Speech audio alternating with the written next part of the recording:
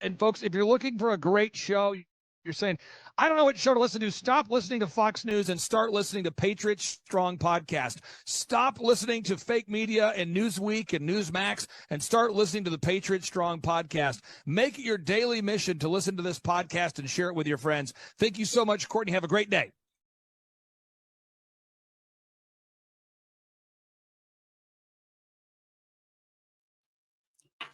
Hi, everybody. Thank you guys so much for tuning in to today's episode of the Patriot Strong podcast. Yesterday, we had an amazing interview episode with Heather Wilson, a co-founder of Give Send Go. And today, I'm so pleased to have another co-founder, sibling. And you guys, this is going to be an amazing, jam-packed episode full of information, full of everything that's going on. Jacob and I were talking a little bit off camera. He said his day has been packed from beginning to now.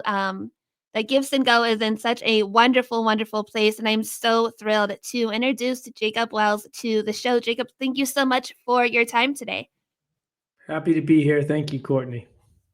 So for my audience who might not be familiar with your company, you are going to just expand our minds so much of all the wonderful things going on, the mission and impact, your views on family, faith, your future, your military experience, which, thank you so much for your service, for your sacrifice. It's much appreciated on my behalf.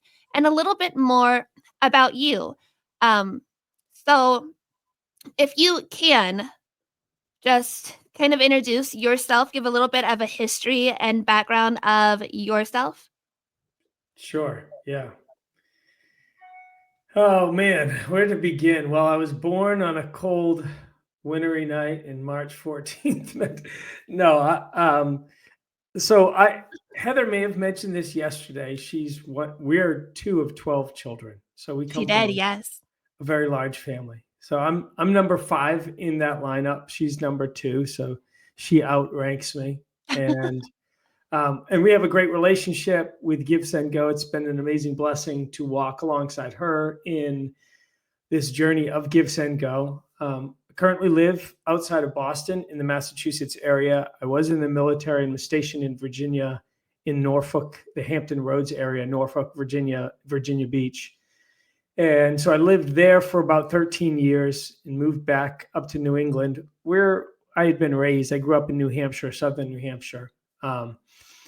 And met my wife while I was stationed or down in Virginia at that time frame, had some kids, moved back. We now have 4 children, three of whom are biological, and one we adopted as a foster child that was within our home for several years. And so, yeah, we now have 2 boys and 2 girls with the addition of her a couple of years ago.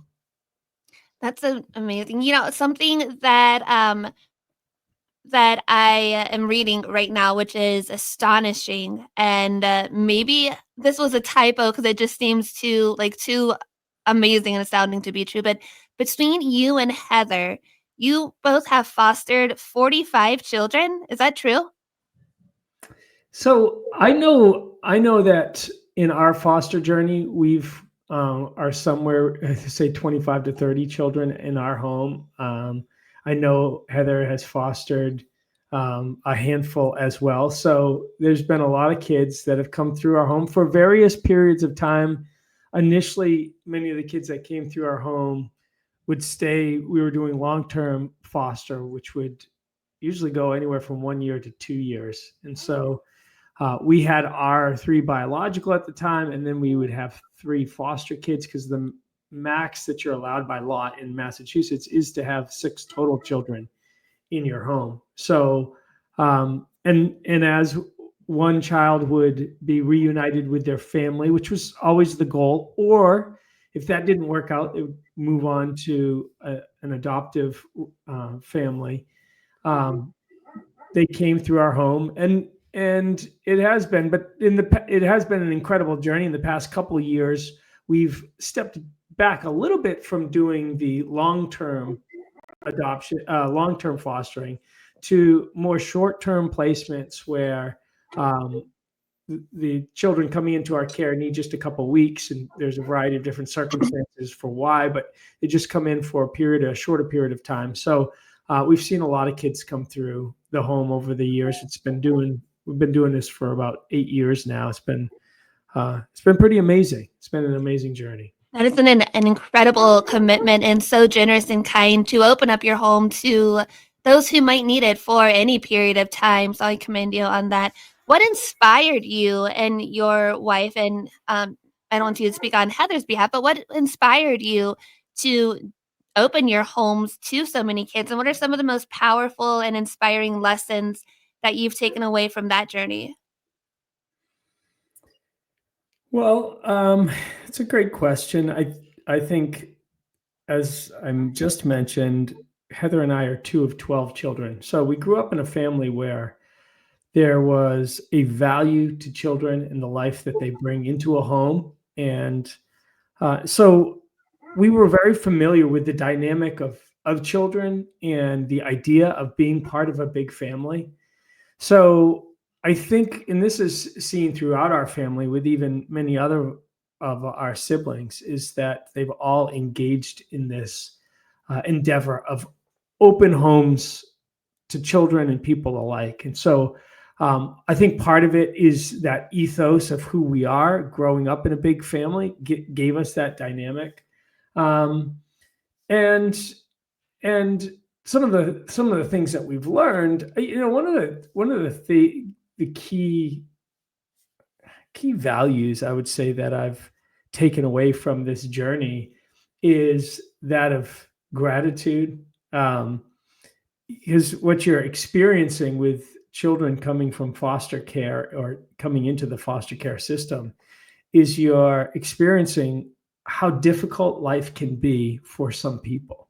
And for many people, that looks different on some level, but it really gives me an appreciation for all that I've been fortunate to have and experience with the upbringing that I had and the family that I had and that I have. There's a philosopher, a Roman philosopher about 2,000 years ago. His name was Cicero, and he said, gratitude is not only the greatest virtue, but it's the mother of all virtues. It's like all other virtues rise out of this place of gratitude. And I really think that in my life, in opening up our home and seeing some of the brokenness that really is at work in the dynamic of our culture and in the families that exist around us, and sometimes we don't even see because of our own bubble that we live in. It's really given me an attitude of, it might sound cliche, but an attitude of gratitude for all that I've been given. I'm healthy, and the company's become a success, and we have a great family dynamic, all these different things. So really, really a position of gratefulness. I love that. And your sister and I really had kind of a Christ-based conversation yesterday. It didn't, neither of us realized it was going to go there, but I think it was just on our hearts. And I love that, it's not only impacted you, obviously you can tell that's what your household and your family is centered around, but also the company. And we'll get there in a little bit. But it's obviously shaped your faith, your family values, your overall outlook on life, being able to open your home to all of these children that are in need, because we don't realize how good we have it. We take some of the basics for granted. And if you don't have the basic necessities met, housing, food, water, you really can't build up on yourself for any other thing. So for you and your family, providing that to those in the most need is really incredible. Is there any particular foster story that you can share that deeply impacted you or changed your personal perspective on the entire thing? Yeah, well, I mean, there are many, many stories from the children that have come through our home that color life so beautifully, even in the difficult moments. one of those situations is a young boy named Nizar that his family had immigrated here. He'd come from Morocco when he was about 5 years old, and he lived with his mother. And oftentimes we look at kids that come into the foster system as a result of dysfunction in their home, like something bad is taking place. And unfortunately, for his situation, it wasn't that really. It was actually a really tragic situation. His mother was diagnosed with cancer, and so she just wasn't capable of taking care of him anymore because there was just the two of them. And he came into our home, and we got to walk through a very difficult season. His mother ended up passing away while Nizar was in our care. And we were able to go through that journey with him and see a young boy that in the midst of a lot of difficulty, like extreme difficulty. You think at the time he was with us, he was around 11, 12 years old.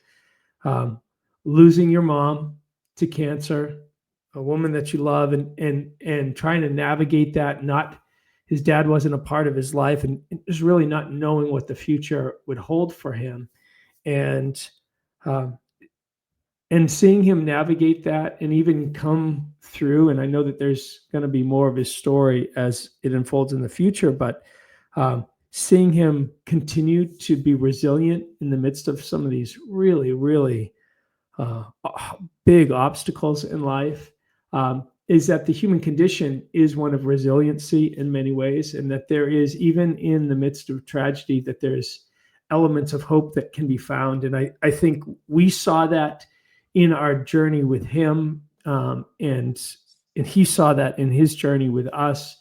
Just an incredible young man, and so honored to have him with us for the season that he was with us, and see even now, because we still have a great relationship with him and he comes over frequently and we continue to engage, but the man that he's becoming in spite of all of these obstacles. So yeah, is definitely foster child that has deeply impacted our family.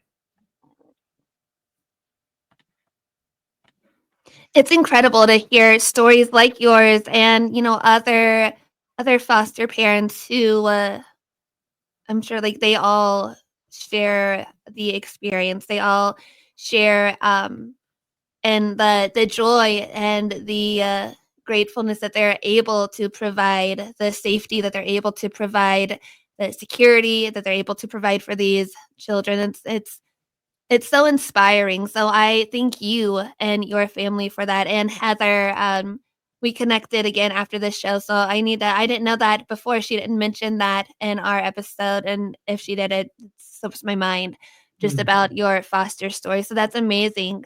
I know you have a military experience too that I want to touch on. Right. Um, Me and my show, Patriot Strong, that's one thing that we stand behind 100%. All of our veterans, all of the brave men and women that choose to serve and sacrifice for our freedoms. So again, Yeah. I thank you for your service. Thank you. Yeah, it was a privilege. Now, can you tell myself and my audience a little bit more about your military experience? You are a cryptologist. Is that right? I don't even know what that means. I asked my husband on our way home, like, "Hey, what does this mean? Like, what is this?" And he's like, "I don't know. Look it up." But can you share and elaborate a little bit about that? Well, most of it's classified as Oh, far yeah. as the, Never mind. the particulars, but yeah, it's a cryptologist, and I was a cryptologist technician. It actually, it was I was part of the U.S. Navy. I joined a week after 9/11. That Oh, just wow. that was, it wasn't because I was signing up as a result of 9/11. I know there was a big spike in people joining the military after 9/11, but I was already signed up to go. 9/11 was just something that happened right before I was Right. ready to go to boot camp.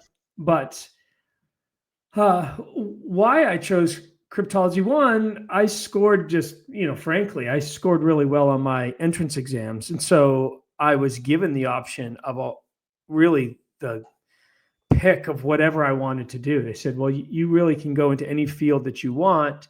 And this field that we have right here is one that's offering a financial incentive. So if you go into this field, you'll actually get a bonus. I was like, all right, well, I mean, that sounds like a good plus to doing it. And it sounded interesting.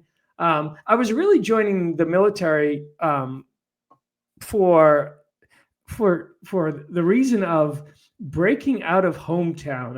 I as a young boy, I got inspired at a Billy Graham evangelical revival meeting at 7 years old, and I walked away from that meeting so inspired by what I saw happen. And as I was getting older in life, wondering what God was going to use me for, but having a really impacted moment from that childhood experience about impacting the world, as I saw Billy Graham do in that moment.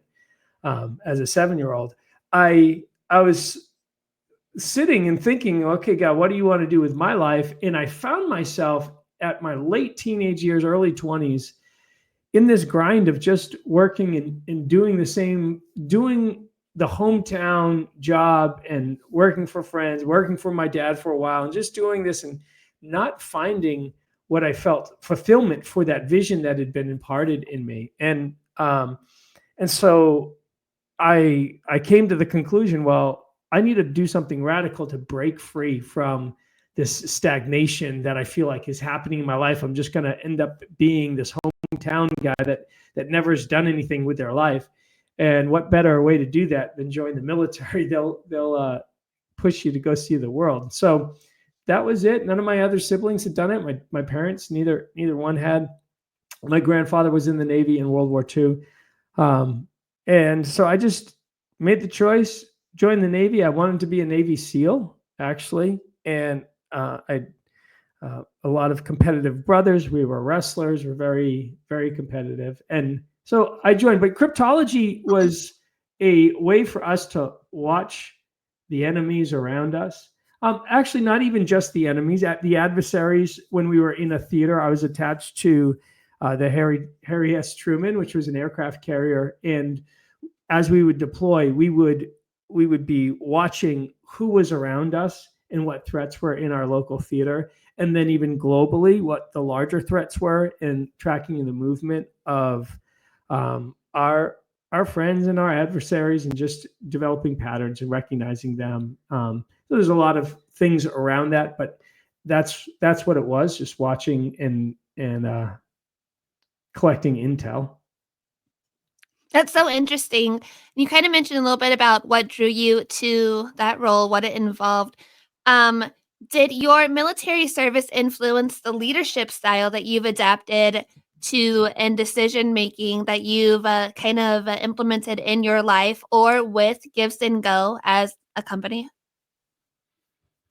I'm sure that it's had some level of effect. I would say that I do think largely my upbringing, even before the military, has had much greater effect on me. Watching my dad as a small business owner develop his business and work really hard. You can imagine if he had 12 kids, how hard you'd have to work just to provide for that size of a family. And so my dad worked really hard, and we watched him work really hard, and we watched him be a man of discipline and get up early every day and go to work and come home late every day and just sacrifice a lot so that we could have what we needed. We weren't a wealthy home by any stretch of the imaginations. We were a middle income family, and he worked really hard to provide for us. And I think those things are the formative things that really developed my life, and it bled over into very similar traits that the Navy and the military also builds into you: character and stick-to-itiveness and commitment, and show up when you're told, and be on time. And those character traits that we saw exemplified in our parents, I also was reiterated into my life being in the military, and now are very applicable for running the business that we run. And because any successful business requires values and virtues that are good to make it successful. And so we definitely have instilled those into Give, Send, Go and how it operates, and holding a high standard for our team of excellence and expecting the best. And those are traits that the military desires from its people as well. Like, you're going there, you're mission focused. It is a sacrificial endeavor. I think I didn't really mention this in the previous piece about fostering, but the greatest things in life are the things that you sacrifice the most for. And the endeavor into military service is it's a sacrificial endeavor. You are saying, I'm going to give up my life for the sake of a greater cause, a greater purpose, because of the values that we hold dear as a country, as a nation, these fundamental principles that we rely so deeply upon, that have made this nation be a beacon of light to the nations. So, yeah, sacrifice is a huge part of it. We call our team to that because we want to be not just a decent competitor in the crowdfunding space. We say this is our vision statement, is to be the global leader in online crowdfunding, not just the leader here in the US or in one state or one small area. We want to be the global leader. That's our vision. That requires sacrifice, and it's something that was exemplified by my parents and reiterated in the military, and now we instill within Give, Send, Go. I love that, and I love that you've kind of hit on being a husband, a father, a foster parent, a serviceman, and you're an entrepreneur. So what advice would you give veterans? I mean, we all realize sometimes it's really hard for veterans to transition back to civilian life. But what advice would you give veterans looking to transition into entrepreneurship or different leadership roles within their community? Yeah, that's a great question, because everyone's time in the military looks oftentimes very different. I mean, I was on a ship in the middle of the ocean, and then I have friends who were on land in the thick of action. And so some of those things impact us quite differently. But for veterans in general, there is a camaraderie element of the sacrifice that we were willing to give in stepping in, and that in that as a veteran and now walking and stepping out of that role is realizing the journey really doesn't end, and that those opportunities are right in front of you. And thankfully we have a country that I believe does recognize the value of our veterans to our communities. Now, sometimes it gets misplaced, sometimes it's under recognized, but I think as a general theme, I mean, I remember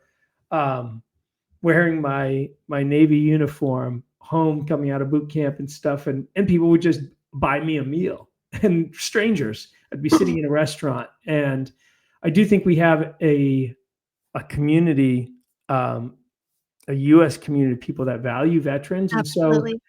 yeah, I don't say taking advantage, but pressing into that you are in a place that that your service says a lot about your character and who you are, and it's also created an ethos inside of you. So don't stop taking risks, don't stop sacrificing. Continue to surround yourself with the right people. That's a big part of anyone's journey, and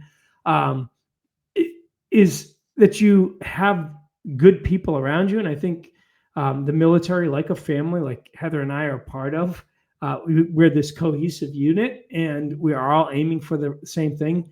The military, you can take those other veterans, friends that you've built along the way, and leverage them to accelerate you into greater things. So keep a strong community around yourself. Don't just go rogue. There's there's a lot of options for veterans because of their service that you can tap into. Take advantage of the resources that are out there, because there are a lot of them, and double down into the skill sets that you learned and the discipline that you learned, because it will accelerate whatever you decide to do. Community really is everything, and I really do. I stand by you whenever you say that. There's such a group of Americans, of patriots that really do stand beside our veterans, our or the military service men and women that are currently serving. They really do have a deep appreciation for those who choose to make the sacrifice to defend our freedom, our liberty, our our country and what our country was founded on. And I'm Right. so grateful for those that are doing it for the right reasons. Um, Gifts and Go has been a huge part of your life, obviously recently for the last decade, I believe. I think Heather said around Yeah. 10 years. Um, and it has made a massive impact as a crowdfunding platform. One thing that I learned yesterday that I don't know why I missed it because I followed his trials so much was that Kyle Rittenhouse used your platform Right. during his time of need. But Right. before we go into any of individuals or censorship controversy kind of thing, what inspired you and your siblings to start it, and how has the mission evolved over the last 10 years? Yeah. So for me, I mentioned that moment in my history where I went to a Billy Graham event as a young child. And if any of you are unfamiliar with Billy Graham, he was probably one of the greatest evangelists of the 20th century, spoke to billions of people. And I left there with this vision of impact in the world that was somewhat, I would say, unique, because I, even as a 7-year-old, I went to bed and I would say my prayers at night, and I'd say, God, make me like this Billy Graham guy that just has such impact. And those prayers, I think, uh, impacted my life more than anything and sealed something inside of me. So when I got out of the military and I finished my time and I was doing real estate investing and was actually successful at it. It was great. But not having the impact that I had felt like my life was geared towards from that moment in those prayers as a 7-year-old. And it was in 2013, at the end of 2013, in a family gathering where we had just come together and we're talking about what was going on in the world, what we saw happening, just open discussion. And the topic of crowdfunding and the use of technology to bring people together to raise money for the causes and needs that people were concerned about. It's like, wow, social media is making such a great impact on our culture in connecting people. Like, you had Facebook taking off and Twitter taking off at the time, and these platforms where people were just getting super connected. And then fundraising as a means of that connectedness was just a natural byproduct. And GoFundMe was becoming the household name. We saw that in conversation and said, man, this is really cool, but it's missing something. The GoFundMe model is missing something. And what it was missing was the intangible that that is always there in all of these moments of need. And it's the immaterial realities that connect to our material situation.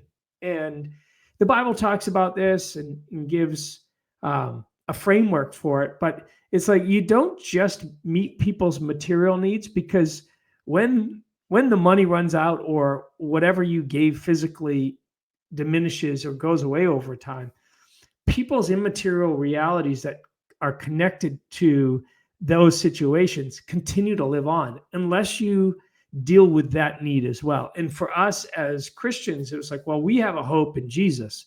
And that hope that Jesus brings actually provides a material sustenance or an immaterial sustenance to our immaterial need. And these are the things that Jesus said. He said, I'm the bread of life. I am the water of life. Like these ideas that I can give you something that physical water can't. And so we looked at these platforms helping people with their material need, and we said, that's great, but who's providing for their immaterial need that exists just as strongly in these moments? And there wasn't a platform out there to do it. Like, okay, well, maybe we should be doing it, because they're only hitting part of the solution to the problem. And so we stepped on a journey of saying, let's bring a platform with a more holistic view of what this of meeting needs really is. Because I'll GoFundMe or crowdfunding platforms is a way for people to transfer financial transactions, help someone in need potentially on a philanthropic crowdfunding platform. And we said, well, we need to do that, but let's do it even better and share the hope that we have with people while they're raising money, actually inspire them and give them hope. And how are we going to do this? Well, we call our campaigns and we pray with them. I think Heather may have mentioned something along that we brought in hired a hope team to pray with campaign owners. So it was, people need more than just money. They need community. They need hope. They need love in the midst of these difficult moments. And Kyle Rittenhouse was one of those, where here's a young man that needed hope in the midst of a very difficult situation. And I have a background story. Nobody knows this story outside of moments that we've shared this in the past.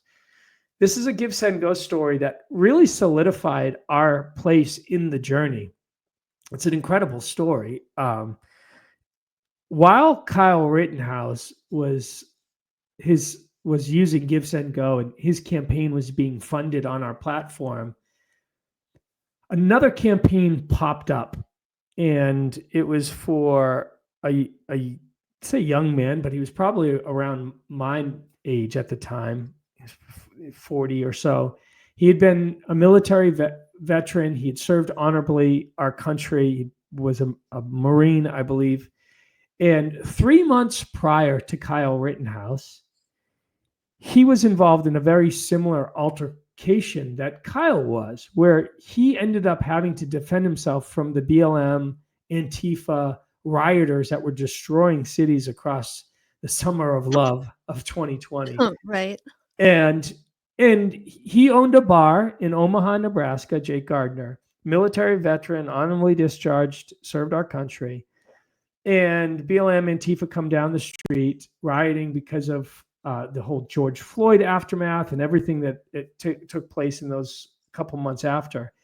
And they bash in the window to his bar. He thinks it's a gunshot. He pulls the fire alarm, gets everyone outside, and gets into an altercation trying to get these rioters to just move past his building.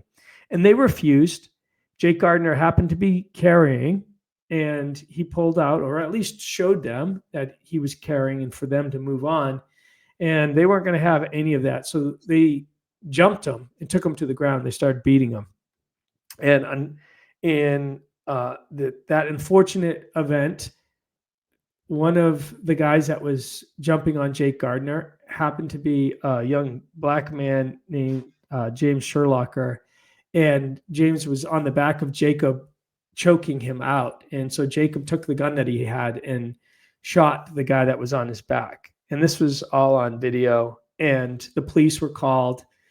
And the police, looking at the evidence, the local prosecutor, they said, this is about as clear-cut self-defense as possible. He was telling them to move on, to go away, to leave his business alone. They attacked him. They were backing him up. They took him to the ground. He was being choked, and that's when he shot this guy. Like, you can't, it's self-defense. But because of the moment in time where it just happened to be a white military veteran and a black guy that was jumping on his back, and the tension that existed in society, a district attorney said, no, we need to look into this further. We got to convene a grand jury to go after this guy, Jacob Gardner, because he must have done something wrong here.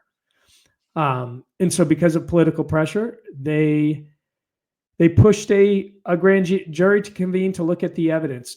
In that moment, Jake Gardner, who was, again, I reiterate, he was a man who served our country honorably, owned a bar, and is minding his own business, having to deal with this situation. His business was closed down. He was kicked off of every crowdfunding platform. He was kicked off of Facebook. He was kicked off of any way to have community, just completely made into an outcast. He went into hiding, moved a couple states away while waiting for his grand jury to convene, look at the evidence, and make a determination. So this is all happening 3 months prior to Kyle Rittenhouse. It was a news story for a moment, but as things happen and the news moves on, fast forward a couple months, and all of a sudden you have Kyle Rittenhouse's scenario. Kyle Rittenhouse's fundraising campaign comes on Give, Send, Go. We're allowing it, and people are becoming aware that there's this platform called Give, Send, Go that doesn't just cancel campaigns. And so this guy, Jacob Gardner, finds out, wait a second, there's a platform called Give, Send, Go, and maybe I can have a campaign on this platform. So he sets up a Give, Send, Go campaign. He's been pushed into isolation, had no support, nothing. And he even types his phone number into his campaign description, which we don't recommend because who knows who's reading? These are public pages. But what it showed was he was desperate for connection. He was just wanting to connect with people because he was lonely. He was outcast. And it just so happened that he sets up his campaign on Give, Send, Go, immediately starts raising donations, and we immediately start getting a lot of hate mail for allowing it. And then the next day, the grand jury that was looking at the evidence around his case comes back and says, there's enough here for us to take this to trial and go after Jake Gardner for what he did, for killing this guy. So what does Jake Gardner do? He takes his gun and he puts it in his head, in his mouth, and he blows his head off. So he kills himself.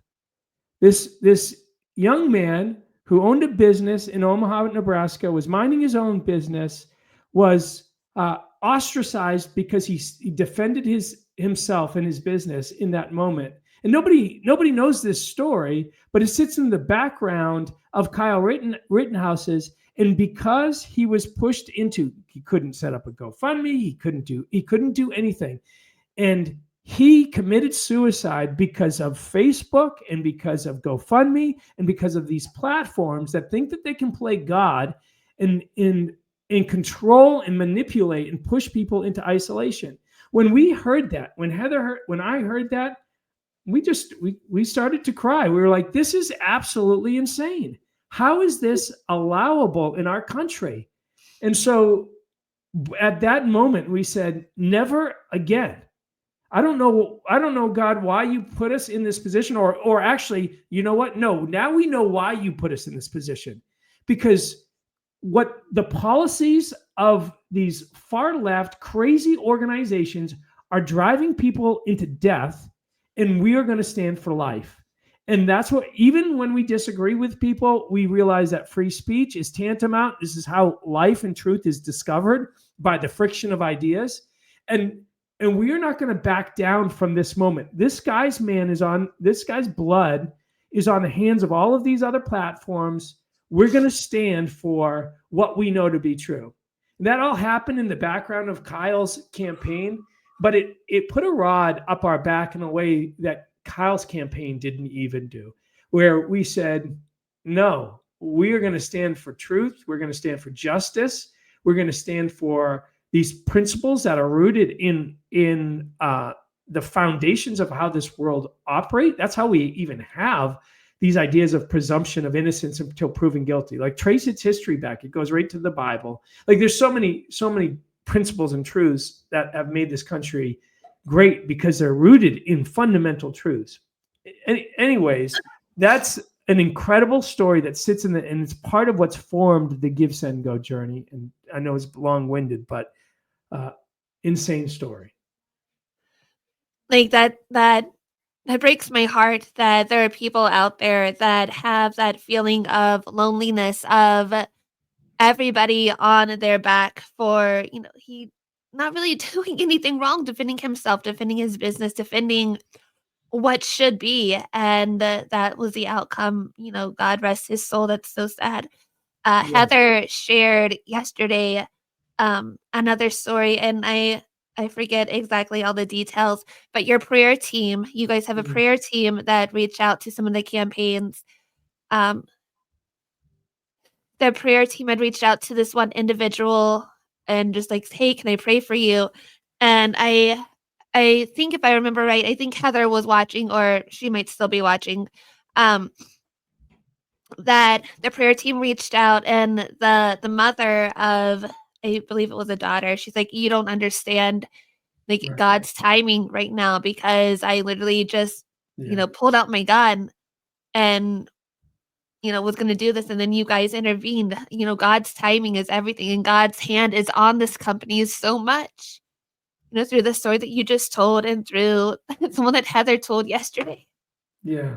No, it's incredible. Well, it's a testimony, one, that God is alive. He is who he says he is, and he desires us to walk in alignment with, oh, Casey. Oh my gosh. Holy Small smokes. world. Yes, small world. Um, that God's desire is that we walk in obedience to him, Yes. and that when we do, we see his fingerprints in the most incredible ways. And we've seen that in Give, Send, Go. We have next month, Heather and I have been invited to go speak at a massive conference in Texas Amazing. on courage. But when you live a life of courage, how the impact of God into society is so profound, it becomes so visible. And that's what we've seen in the journey of Give, Send, Go, because we've decided to live on principle and on truth, and rooted and grounded in things that are unshakable. And we're so excited, because I also think that we're just at the beginning. I mean, about Give, Send, Go. There's a whole bunch of other people that know about Give, Send, Go, but there's many people that do not know about Give, Yeah. Send, Go yet. And that's what we're trying to do, is get the word out there.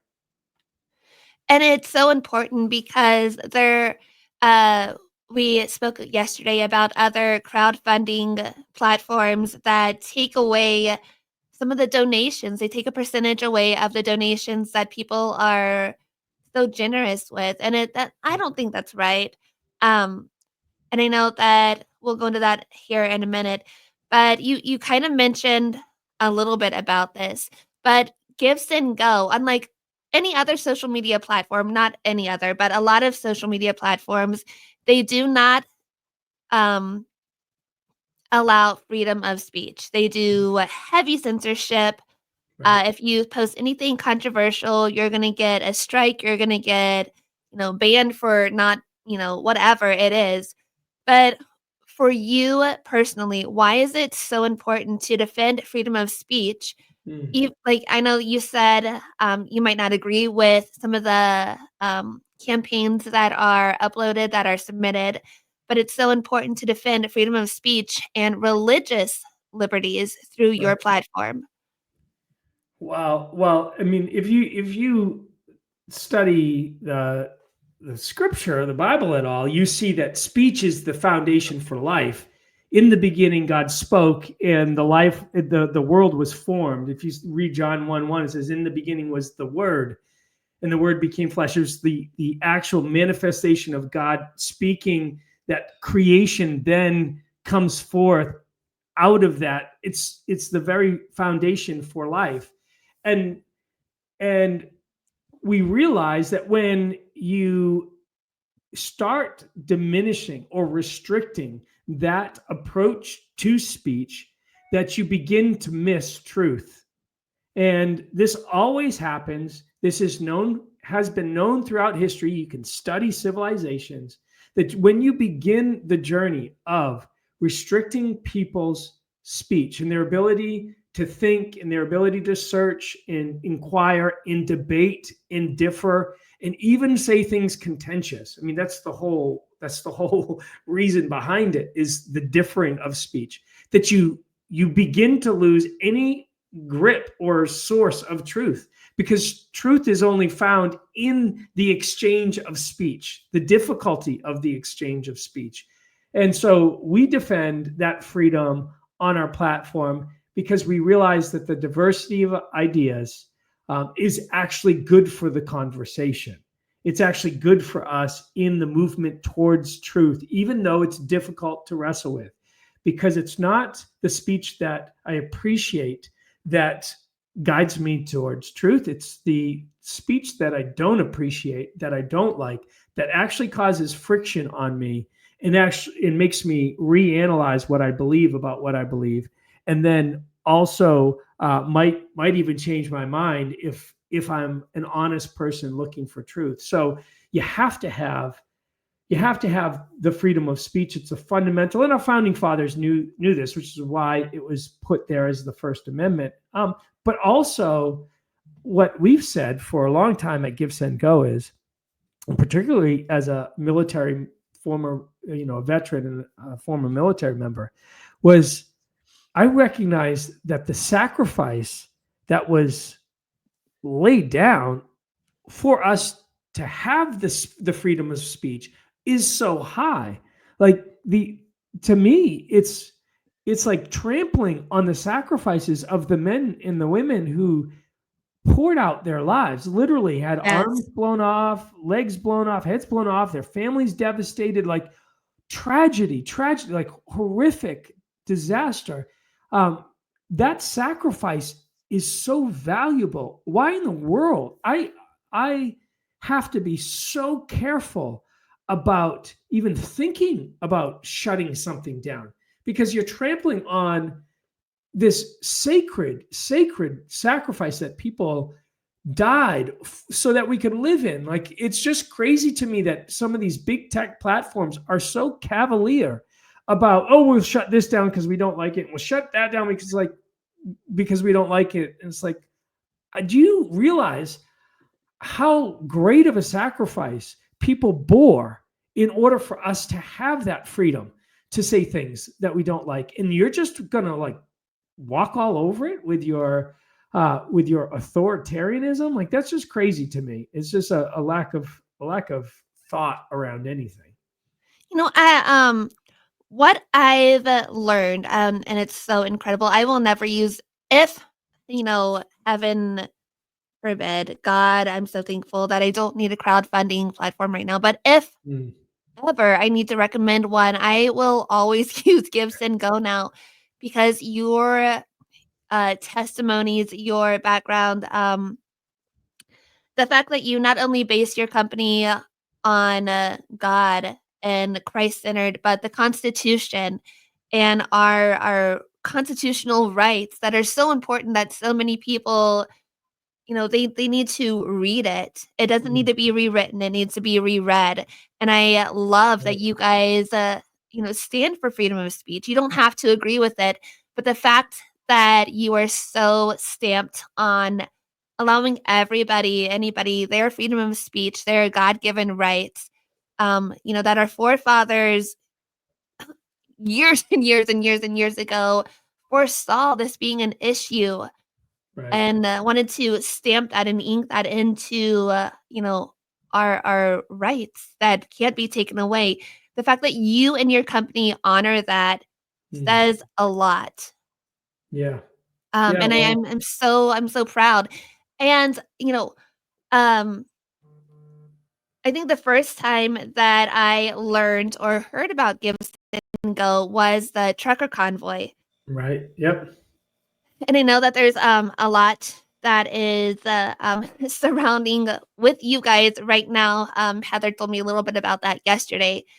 But Yeah. through all of this, criticism, opposition, standing for what's right, not if you agree with it, but what's right with the freedom of speech. How do you and your team stay grounded, and how do you face adversity, and how are you guys so resilient and all of the criticism that you get with Kyle Rittenhouse, with the trucker convoy, with all of the other campaigns that might kind of lead to all of this hate mail or, backlash on the company? How do you guys stay so positive and resilient? That's amazing. Yeah, well, we say this as a company. We've said this before in the past that we're going to cover the organization in grace, and also the affiliation. So when Kyle Rittenhouse and that campaign was happening, we said we're going to give grace to Kyle and the situation he's going through and his supporters as they try to navigate this. But we're also going to give grace to the people that are writing in and sending death threats and hate mail, whatever. We're going to give grace to them as well. We're going to be gracious to them. We're not just going to be mean back. We're going to actually give them grace. And then we're going to give ourselves grace to not always get it right. I mean, I think the hubris on some level of some of these platforms is they think that they have to be perfect all the time with something. And it's like, well, you're not going to be, you're not. And having the humility to say, you know what, we're going to do our best, and then learn as we move forward, learn as we grow. That gives us a freedom to not be so caught up in the pressures, because it's like, you know what, maybe we made a mistake 2 years ago with whatever we did. Like, we're going to probably at some point say, yeah, we should have done that differently, or maybe we should have done this thing different. So when you operate from a place of freedom, which comes through grace, like you're not under some heavy law mandate of perfection, then you can navigate the difficult moments much easier. And then also a recognition to truth, because one, we are strong proponents of the idea that truth is real. It's actually foolish to not believe that truth is real, and because it actually disintegrates, and it doesn't even make sense. To say truth isn't real would be a truth claim in itself. So truth has to be real. So we ground ourselves in those fundamental principles of truth, and so when you do that, they provide a foundation that just doesn't move. You don't have to get concerned, because it's not about you anymore.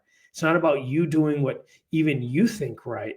It's about you just staying grounded in principles that are bigger than you. And that truth is, I think Heather may have even used this verse yesterday, but Jesus said, I am the way, the truth, and the life. Like, truth is a person. It's Jesus. It's the Logos. It's the Word. It's that free speech tie there. It's in John 1:1. It's so stay principled, stay grounded in principles that don't move. And when you do that, you can navigate a lot in life, and then cover your journey with grace. And you'll find that it makes traveling the road a lot easier. Absolutely. Oh my gosh. And again, like, I love that so many of the people that I interview, like, we have set topics, set questions, set, points that we want to convey to the audience to get out there. The truth needs to be exposed, and so many of my wonderful guests are doing that. But, there's something that everybody has in common, whether it's a doctor, a whistleblower, a entrepreneur, a CEO, anybody. It's all I swear, they all come back to Christ-centered, and I love that. It makes me so happy. It fills my heart with so much joy. Um, I feel like our country is putting Christ back in the center of the pillars of the foundation that our country was founded on. Heather and I spoke about this a little bit yesterday, that the younger generation, maybe older people might have wrote them off, but they're having all of these revivals at all of these college campuses across the country, and they're praising and worshiping and baptizing each other and giving their lives to our Lord and Savior. And it makes me so happy. And I love, love, love that, Gifts and Go is kind of centered around that. Heather told me to ask you about the army that you have with The the giver, Gifts and our Go. giver army. Yeah, we ran out of time. I had back to back. I was double booked yesterday. Back to back episodes, and she was gonna go into that, but we ran out of time. So she told me to ask you about that. Man, when you're tapped into truth, and we say obviously truth is Jesus, and he's also the creator of all. You come up with some really creative ideas, and the Giver Army, I think, is one of those where it was dialed in, it's tapped in. There is a Bible verse in the book of Acts. Jesus is being quoted, and he says it's better to give than receive, and it truly is. It's better to sacrifice than live selfishly. That's selflessness is the foundation, a foundation for all good things, for life and the flourishing of life, when you live sacrificially. And so a few years back, what we were seeing in the crowdfunding space was the unrealistic expectation of people coming to crowdfunding platforms. This wasn't just ours, this was across the board crowdfunding, thinking kind of like it being the panhandling of the internet, that you just set up a campaign and people will donate to it. Like there are strangers out there just looking for a place to give money to people that they don't know. And it's not really the case. When you're crowdfunding, when you're fundraising, it's funded by your community. It's funded by the people that you know and love and that care about what you are doing. But we also realize that there are some people that don't have a big community. They don't have a big network or family that they were born into, or their situation's a little bit different. So we said, well, we see thousands of people giving every single day. It's incredible. Every single day, thousands of people come on to Give, Send, Go, and they give. What if we were to mobilize them into an army so that we could have a crowd for the crowdless, the people that don't have as big of a crowd as other people, as big as a community? And so we came up with this idea of Giver Army. You can go to giverarmy.com and read about it there. But what it is it's a branch of the charity that we initiated a couple years ago, givesendgo.org. And the charity is a way for, the Giver Army is a way for people who want to be involved in this army movement of generosity, where they can sign up to give $5, $10, $15 a month on a reoccurring basis into a category of their choosing, that the Give, Send, Go charity has. So the Give, Send, Go charity has about 10 to 12 different buckets that people can choose to be to donate to. So some people are passionate about pets and pet causes and pet bills. And so they say, hey, I want to sign up for the Giver Army. I want to give $5 a month. It'll go through Give, Send, Go charities. I'll get a tax write-off for that donation, but then it will be combined with everyone else that is giving into that bucket. So everyone that's chosen to be a part of the Giver Army and is giving the amount that they've chosen towards pets, it all gets put in a bucket.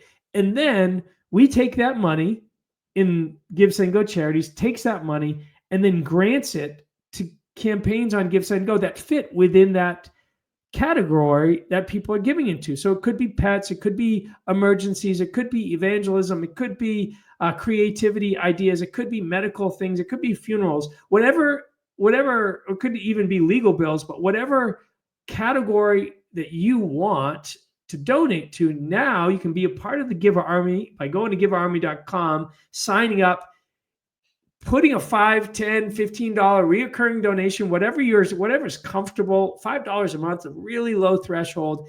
But what it does, it's combined with hundreds of other people that are making the same decision. We now have had several thousand people part of our Giver Army. We see it one day becoming hundreds of thousands of people, where 100,000 people are giving $10 a month. That's $1 million a month that the Giver Army is giving through Give, Send, Go charities to grant back to people that don't have as big of a network. And so it's an incredible tool. Right now, we give tens of thousands of dollars away every month through the Giver Army or because of the Giver Army.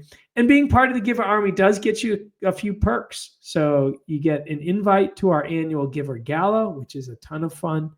You've got a Right Now Media subscription that you get. We have a whole bunch of other cool perks for being part of the Giver Army, just for inspiring generosity in your life, giving to people you don't know, but within a category, and seeing that army help people meet their goals.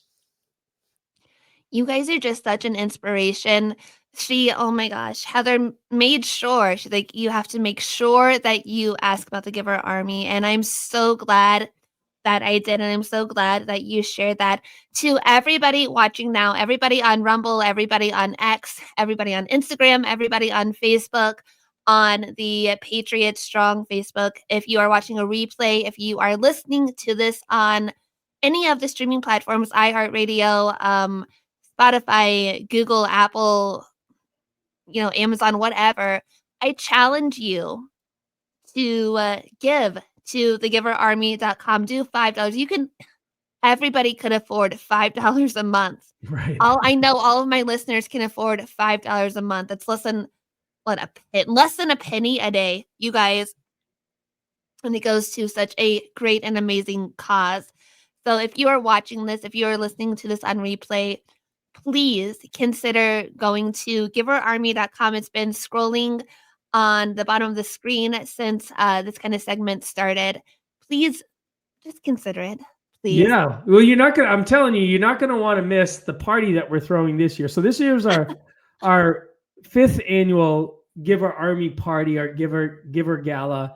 And it's going to be in Boston. And we've rented out a cruise ship to cruise the harbor, and a whole lot of fun stuff happening. So if you're part of the Giver Army, that's one of those perks. You get a free invite to the Giver Gala. It is a ton of fun. We bring all of our team in, fly them in from all over literally this year from all over the world. We're bringing everyone in. It's going to be an incredible event. So giverarmy.com, great way to sign up. And you're helping people in need in an incredible way. It's really an amazing thing. I still have some questions. I know that we've ran over. Are you free to do more questions, or do you need to go? No, I can stick around for a couple more minutes.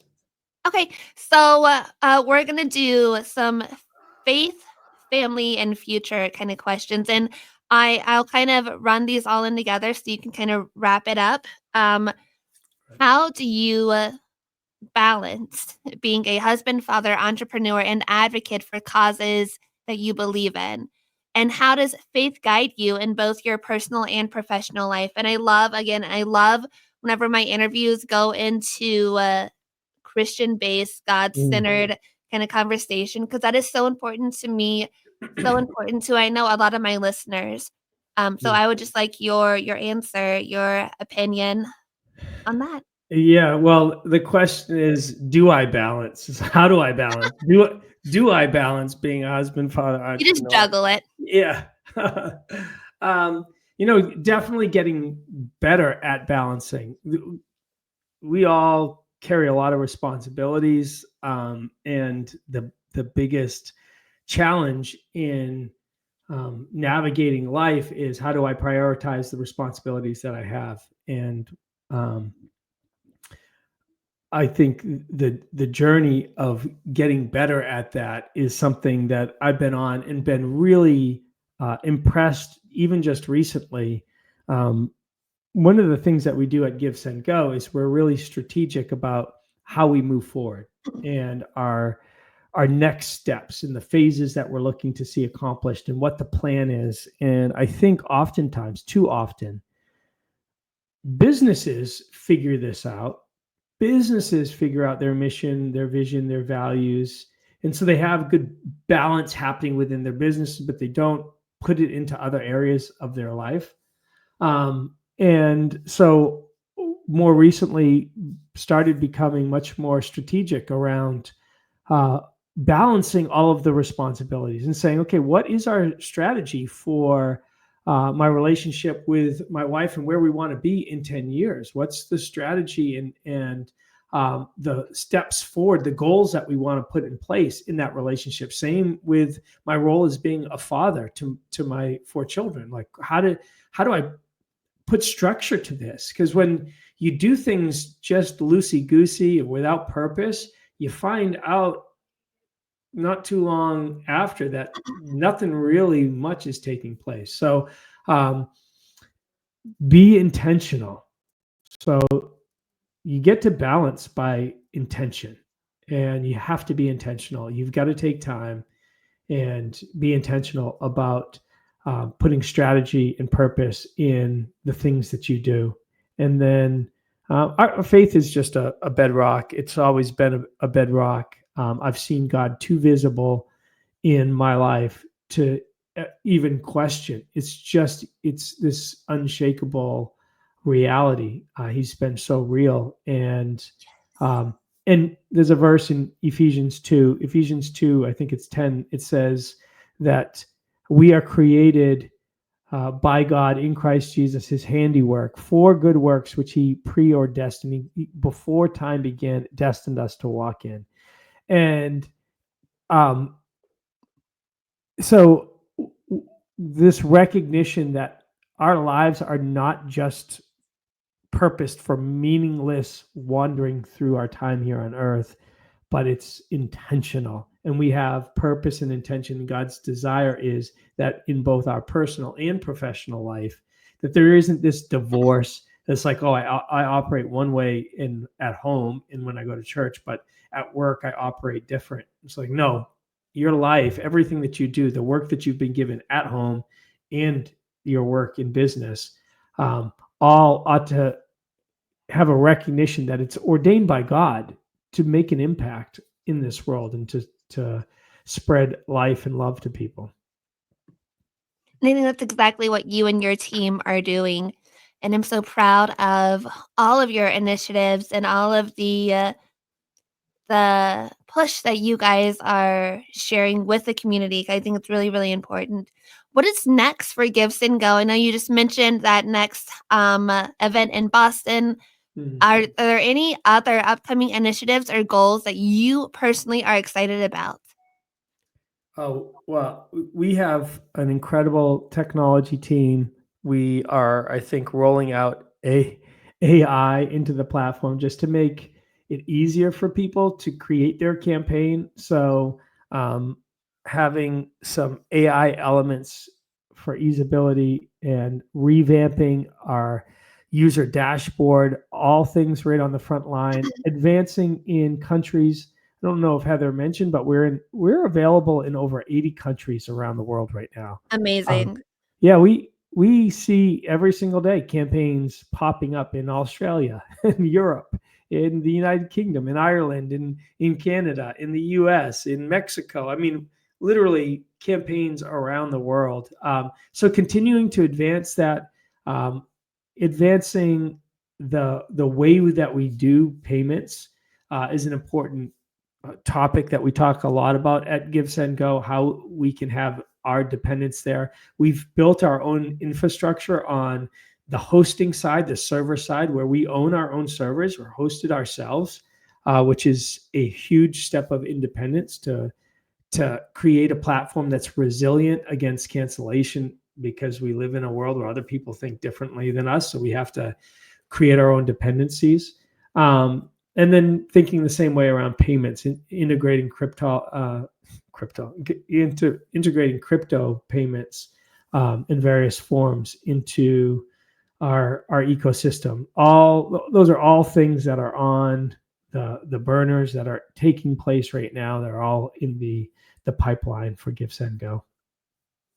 It sounds like you have an amazing, obviously an amazing trailblazing path that you've already accomplished, and so much more to see in the future. I love that you guys are expanding to so many different countries and different parts of the world. That's amazing. If two more things. One, if you could leave our listeners or my listeners with one message about fostering, about opening their home, about opening their hearts, service, military service, service to God, or giving to those that are in need, what would that be? So the word is sacrifice, and this is why I think Give Send Go is so much better than some of the other alternatives out there. I mean, if you even look at the names of our competitors, I say the words GoFundMe, and I'm like, how narcissistic is just in the phrase GoFundMe. It's all this like internal narcissistic, hedonistic. It's all about me, what I want, my pleasure, my desire, and everything about what life is and the flourishing of life comes as a byproduct of sacrifice. It just won't exist. You listed those things that we've engaged in fostering: military service, giving. Those are all tied to sacrifice as a foundational core. And so if you're listening and you're wondering about what the next move is, I would question and ask yourself about how you can better sacrifice into the relationships and the things that the world around you. I mean, that was the ultimate picture of Jesus, right? It led to a cross where his life was poured out for everybody. Like, how can I better lay my life down for the sake of the people around me so that they may know what true life is? And what I will say with confidence is that when you seek that kingdom, which is a kingdom of laying your life down, all these things will be added to you, and you'll find that your life begins to flourish and life bubbles over. So press into sacrifice and selflessness, and you will see your life flourish in ways that you've never dreamed possible. I couldn't agree with you more. This has been such an incredible interview. I know originally you guys listening, tuning in, it was originally scheduled for 30 minutes. And we're almost at an hour and 15 minutes because the conversations are just that important. And the truth is just that important. Something, Jacob, I'm not going to take too much more of your time, just a quick another minute. Something that I ask all of my guests to do is to end our show in prayer. And I feel very comfortable asking you if you could end our conversation tonight in prayer. But first, where can people find, obviously, givesandgo.com, but where can people find more about your mission, the truth that your company is sharing literally all across the world? Yeah, well, givesendgo.com is a great starting point. There's givesendgo.org, the charity that we have. If you are philanthropic and have resources to see them effectively used, Give Send Go Charities is the best charity. Let's say the goal is to become the most trusted, but it is the most trusted. It gets your dollars to the needs the most effectively. You don't have to give through those big crazy organizations that take half of it for themselves and spend it on parties and everything. You can give through Give Send Go Charities, and the money goes directly to people in need.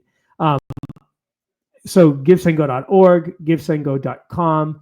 You can find us on pretty much all the social media platforms, whether it's X, Facebook, Instagram, Truth Social, Gab. Like, we are there. It's at Give Send Go. You can follow me if you're interested.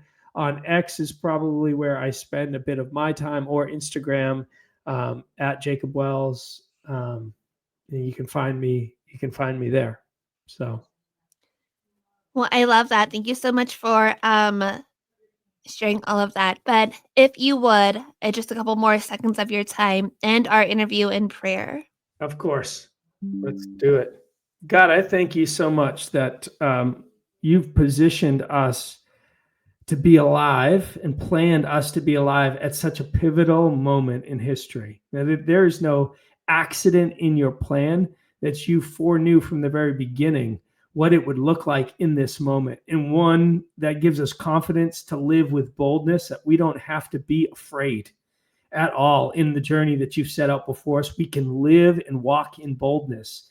And I thank you for that. As we do that, we begin to see your plan even more clearly. I pray that as people listen to this, that they would be inspired, that they would be inspired to live courageously, live boldly, fearlessly, impacting the world around them treating people with love and respect, and showing them who you are through their lives. Father, we give you this time. I pray blessing over Courtney in this podcast, that you would embolden her and continue to stretch her into the woman that you've made her to be.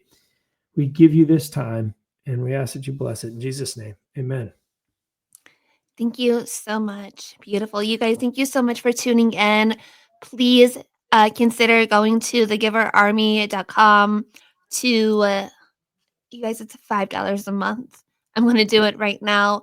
There are so many people in need.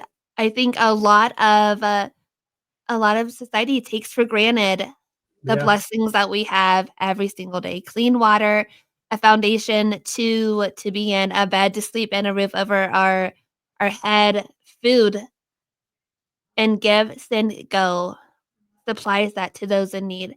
You guys, thank you so much for tuning in to this episode. Jacob, thank you for your time. I'm so sorry we went almost 4 times what originally planned. It's fine. Thank you guys so much. Please share this if you're watching the replay. Let us know. Give your comments. I will reply. Just realize this for what it is. I appreciate all of you, all of your love. God bless you. God bless this country. And together we're Patriots strong. Bye, guys.